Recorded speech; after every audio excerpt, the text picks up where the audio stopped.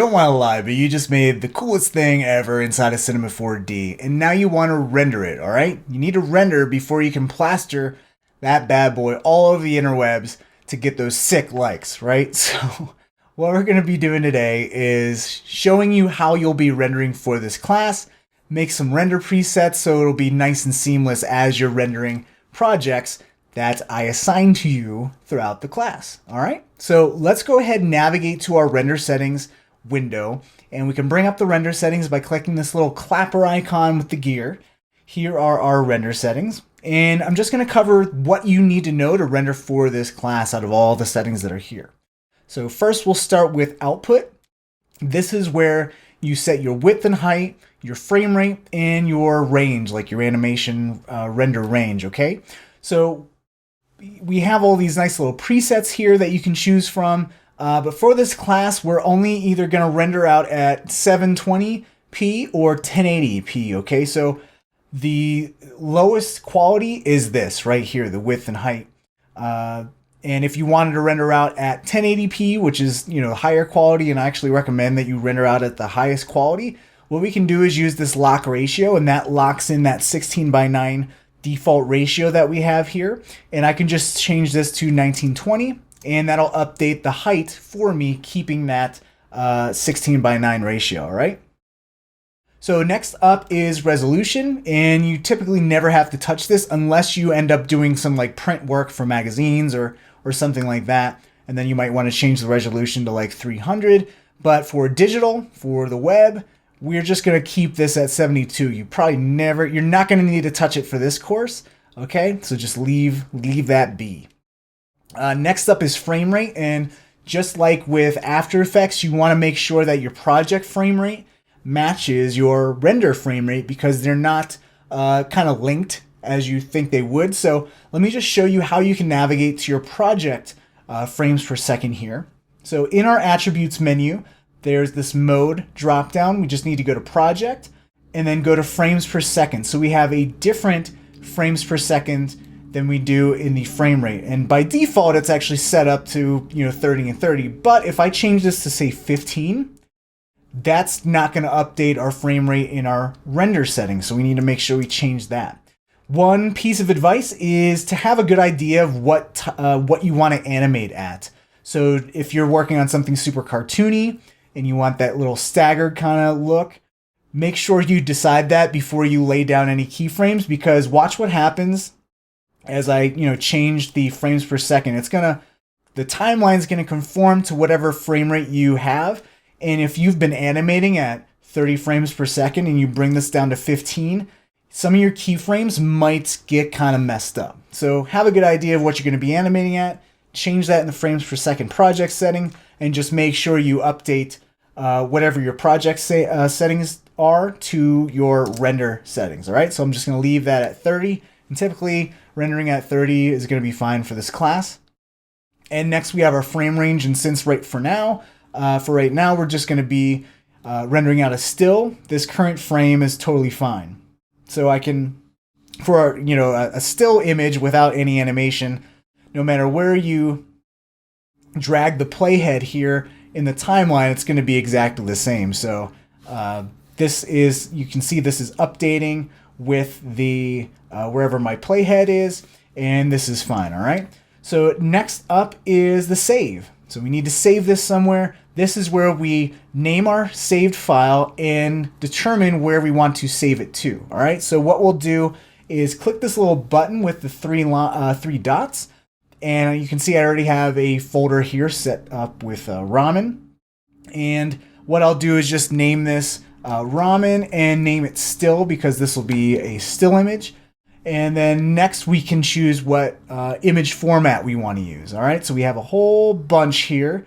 I'm just going to choose PNG, and I actually use PNG sequences for both still and animations. And the reason for that is it's a good balance of image quality and file size. So with PNG, we can change the color depth, all right? So we can choose all the way up to 16, which is a good idea to render at least 16 bits. If you're used to working in After Effects and you've ever made a gradient ramp and you see that color banding that happens, what you probably have to do is go to your comp render settings, adjust it to 16 bits, and you'll see that with that double amount of color information, it smooths out all those gradients. So you always probably want to render out at least 16 bits for 3D as well. Smooth out all those colors. Next up is alpha channel. And we should all know what an alpha channel is by now, but typically when you render with alpha, you want to make sure it's not pre-multiplied and you actually have a straight alpha, so you can check on straight alpha there. But I'll just keep that off for now. We'll cover compositing project files later in the class, same with multipass. So we're going to skip on ahead to anti-aliasing. Now, anti-aliasing in Cinema 4D is handled differently than After Effects, in that After Effects, usually when you go to render a comp, it defaults to the best anti-aliasing, so you never have to touch it. In Cinema 4D, though, our default anti-aliasing is set to geometry, which is, yeah, you know, it's alright. It's good for previews to see how your animation looks, but it's not good for final quality renders. So for that, and for this class, you want to render with the best anti-aliasing setting, which is aptly named Best. So choose Best, and that brings up our min and max levels. This is the quality sampling levels. You don't have to touch all this stuff ever, pretty much. But the next biggie is filter. So for Cinema 4D, there's two different, or well, actually there's a few options here for filter, but two of the biggies is this still image and this animation. And the reason why there's a different filter for a still image and for an animation is that this cubic still image is a very sharp edge render, which looks really nice for print or stills, but it's not useful with moving objects. Because of that sharpness, it can create flickering in an animation. So that's why there's this totally different animation filter that smooths out the edges just slightly and prevents all that flickering. And when I actually render all this stuff, we'll go and see what the difference is and see that little bit of difference between the still image and the animation. But for now, we're just setting up the still image, and we'll just set it at that. And that's basically all you need to touch for a still image animation. All right, so we have this set to render at current frame, which is 83 right now. Now we can go and save a render preset. So what I'm going to do is right click on this little My Render setting here and go to Save Preset, and then you can just name it whatever you want. And I'm just going to name this School of Motion, and the quality, or the resolution, which is 1080, and then just still. And I'll click OK. And then to load that up, I'll just right click in this little area here, go to Load Preset, and you can see I already had one named that, but here it is right there. I'll go and load that up, and then to use that, all I need to do is make sure that the little viewfinder icon is highlighted, and it will use that render preset. Okay, so what I can do now is go ahead and render this. So to render an image, we're going to go and navigate to our render menu, which is this little clapper with a little, looks like an interface window. If you click and hold on it, brings up this whole list of stuff.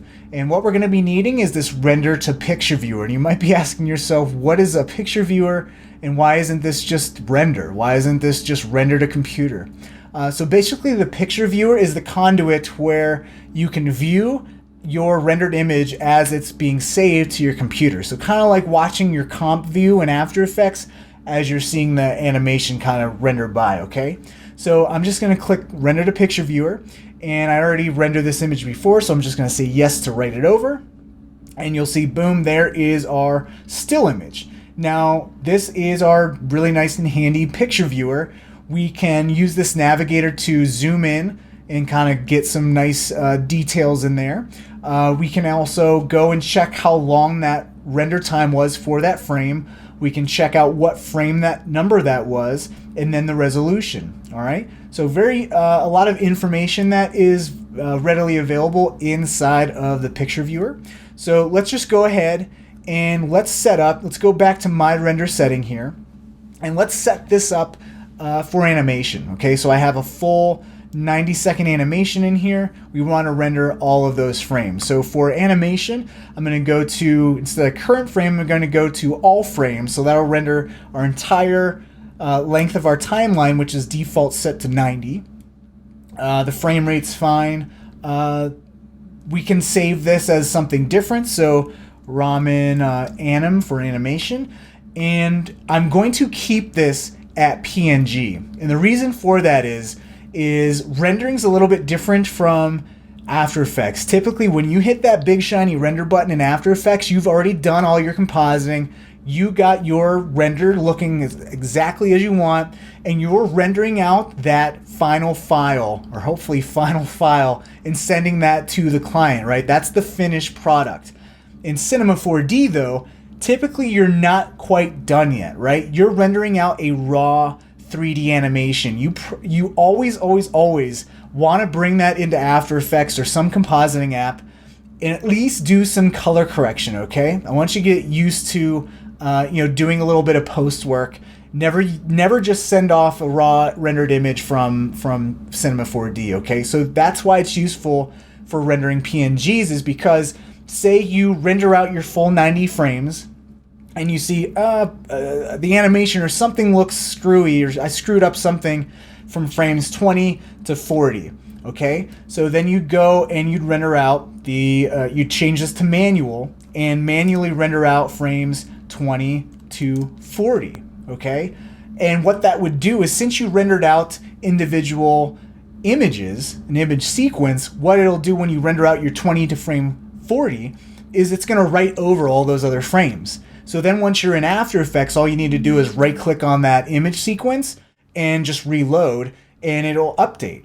So, no muss, no fuss, super easy, streamlined workflow. Now, if you did that with a MOV file, the situation would be much different. You'd render out that same sequence, but it'd be a movie file.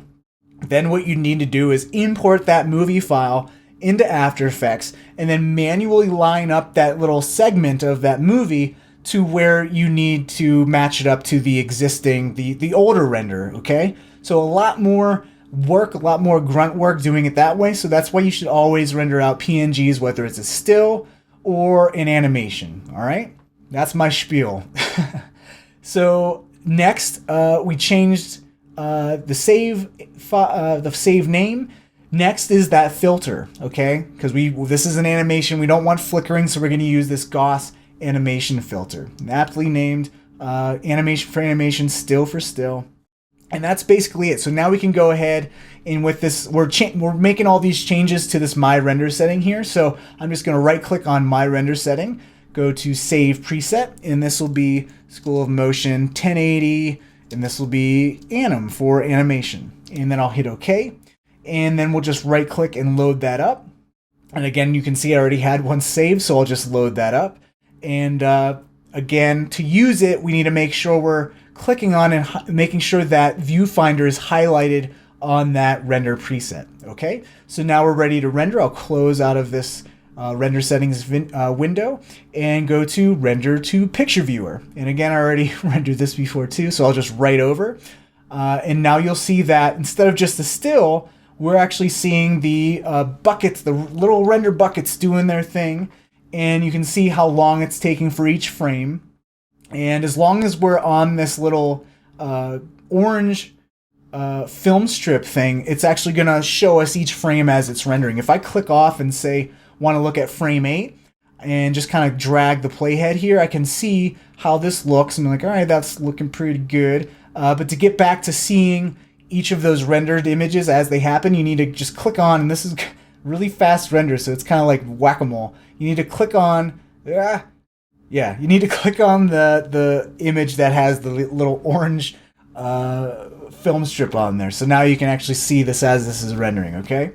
And then you can kind of view this and play this back by hitting the play button, or if you have a much higher quality or more complicated image that is taking a longer time to render, or just a longer animation as well, we can then almost like cache this or RAM preview this by clicking this little button and turning it yellow, and this will cache all those frames to memory, and I can actually see this animation played back in real time. All right, so we'll just let this render finish up here, and got 2 more frames to go.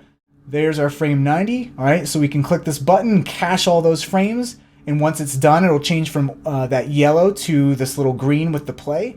And it's looking pretty dang good. That's an awesome animation. Pat on the back. So let me just quickly show you one last thing, and that's the difference between the animation filter and the still filter that we set up there in the anti-aliasing, okay? So we rendered out frame 83. So let's go to frame 83 using the animation filter, and let's zoom in here, okay? So we'll zoom into, say, 150. Again, I need round numbers, okay? I'm OCD here as well.